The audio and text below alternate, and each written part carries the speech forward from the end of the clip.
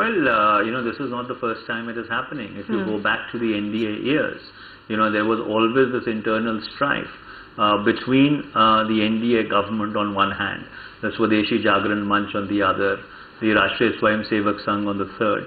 So therefore, there are conflicting economic philosophies within the BJP itself, and those contradictions are playing themselves out. So therefore, I am not surprised that they have not been able to hammer out a consensus as to what their manifesto should be. But that is what brings us to the most critical question.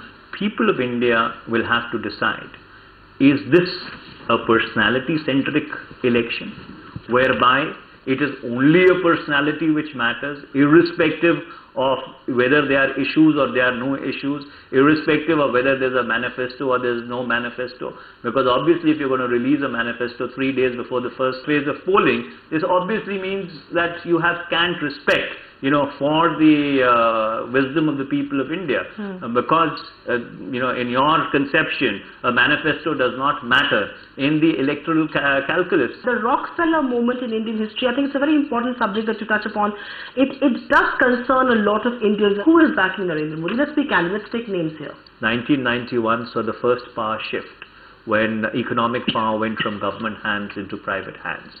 And now the people who control the instruments of power or of economic power, possibly want not a political party, but a particular individual whom they feel is in sync with them, as their prime ministerial nominee.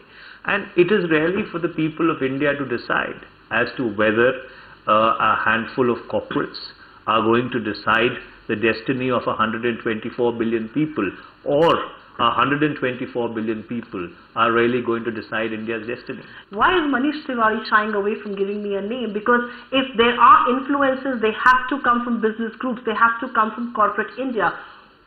Which kind of corporate India then is influencing Mr. Modi? Well, I don't think, Supriya, that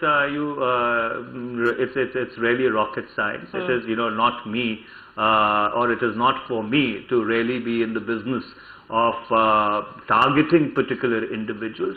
I think collectively, what corporate India needs to introspect upon is that why, after delivering an 8% growth rate of GDP, despite two economic meltdowns, I think there is a need for people in corporate India to stand up and say that while we have our individual preferences, but institutionally we do not take sides in the political battles which play out in the democratic space. I don't think that even from a larger macro national interest point of view, that's a very good thing. But you do sense it happening for the first time, that corporate India is openly out there taking sides.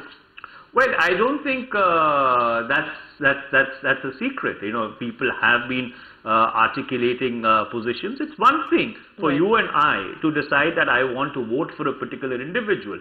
It's another thing that, institutionally, you decide that, look, I will use all the power which is there at my disposal to try and see that not a party, but a particular individual, because they feel that there is some kind of a sync or a special relationship should be there. I think it undermines the very glorious tradition of India's democratic dispensation.